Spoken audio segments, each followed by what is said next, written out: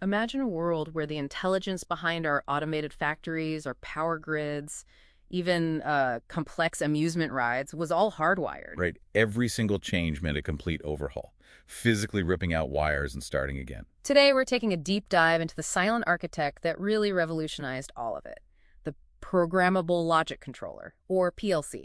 Yeah, our mission here is to give you a bit of a shortcut, pulling insights from handbooks and guides to really get what PLCs are, but also the impact they've had.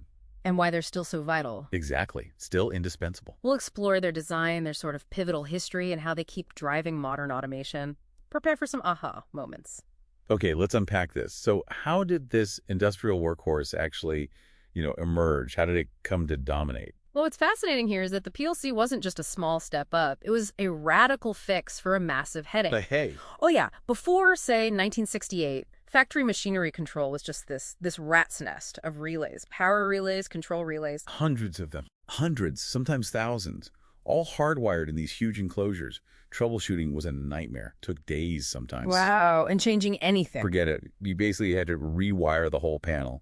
A controls designer back then nailed it with that rat's nest description. It was a logistical mess. Okay, I can picture that. And that mess finally boiled over at General Motors, right? Their hydromatic division in 68. That was the breaking point. Yeah. They desperately needed a standard machine controller, something, smarter, more flexible. And they had specific ideas about what it needed to be. Oh, definitely. GM's requirements were really quite prescient. They wanted a solid-state system, kind of computer-like, but, and this is crucial, cost competitive with the old relays. And usable by the existing workforce. Exactly. It had to be programmable using ladder logic. Those diagrams look like the relay wiring schematics electricians already knew. Big selling point. Made the transition easier. Hugely. Plus, it needed to be tough. Industrial-grade tough, resistant to dirt, moisture, electrical noise, vibration, the works, and modular. Modular. So easy to swap parts and expand. Right. And this whole challenge led to the PLC. Dick Morley, often called the father of the PLC, developed that first prototype, the Modicon 084. But it wasn't quite there yet. No, it had some early issues. Limited memory, a bit too slow. But it was the start. So what was the real breakthrough? The Modicon 184, that was the game changer. It was designed based on actual market feedback, what people really needed. It totally transformed automation, a tailored solution. Okay, so we had this tailored solution, this industrial brain. How does it actually do its job? It's a scanning process, right? Yes, the scan cycle. Yeah. It's fundamental.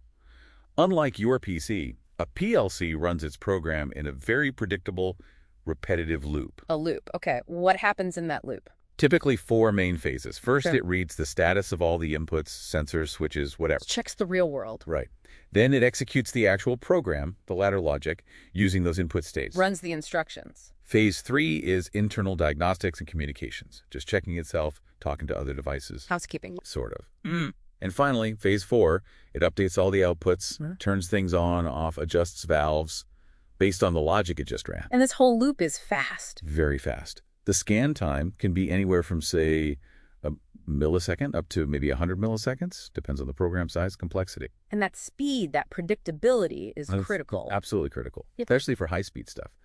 That determinism, knowing exactly how long each cycle takes, ensures things happen precisely when they need to. It's non-negotiable for safety and quality. Got it. So if we break down the PLC itself, the hardware, Yeah. you mentioned it's like an organism. Brain senses. Yeah, that's a good analogy. The CPU is the brain, obviously. It stores and runs the logic program. Crucially, its memory is non-volatile. Meaning it remembers the program even if the power cuts out? Exactly. No rebooting and losing everything. Essential for industrial settings. Then you have the I/O modules. These are the senses and the muscles. Input, output.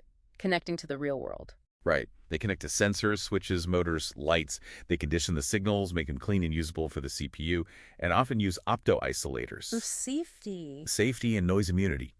Factory floors are electrically noisy places. Opto-isolators prevent that noise from messing with the PLC's brain. And you have different types of I/O. Yeah, mainly discrete, just on or OFF, like a switch. And analog variable signals, like temperature or pressure. Simple on-off or continuously varying. Makes sense. And the power source. The power supply provides the clean voltage needed. You actually have to do a proper power budget analysis to make sure it can supply enough current for all the modules plugged in. Can't just wing it. Definitely not. Reliability is key. Okay, so that's the hardware. rugged brain senses power, but the software, that's where a lot of the magic happens now, right? It really is. The hardware is vital, but the software tools has evolved incredibly. Think about features like hot swapping. Replacing a module while the system is running. Yes. Or runtime transfers, editing the code without stopping the production line. Imagine the cost savings. No shutdown needed. Huge deal. And testing the logic. Built-in simulators are pretty standard now. You can test everything thoroughly on your laptop before you even touch the real PLC. Saves a ton of time and potential headaches. And ladder logic is still king. It's still very popular, especially for technicians, because it looks like those old relay diagrams. Very visual for troubleshooting. But for complex stuff, you often see it combined with other languages, like sequential function charts for better structure. You mentioned reliability before. There's this concept, the latch. How does that work? Ah, the latch. It's fundamental. Yeah. Think about starting a motor. You press a start button momentarily. Just a quick push. Right, but you want the motor to stay running. Yeah. The PLC uses internal logic, a latch, to hold that motor run output on N, even after you release the button, until a separate stop button, usually a normally closed one, is pressed. That breaks the latch circuit and the motor stops. It's a core safety and operational concept. Ensures things stay running intentionally and stop definitively. So simple, but so effective. It's amazing to think we went from those complex, hardwired rat's nests Yeah, all those relays. to these incredibly sophisticated, flexible, reprogrammable computers running everything. And what's really striking is how the PLC evolved. From those early limitations of the Modicon 084 to the market-driven success of the 184 and onwards, it constantly adapted. It solved real high-stakes problems. Precisely, with real ingenuity. So what does this all mean for you, listening? Well, next time you see automation in action, a car assembly line, maybe your building's climate control, even just a vending machine. Or a traffic light system. Right. Consider that there's likely a tiny, powerful PLC brain working tirelessly unseen behind the scenes. What unseen PLCs are running things you interact with every single day?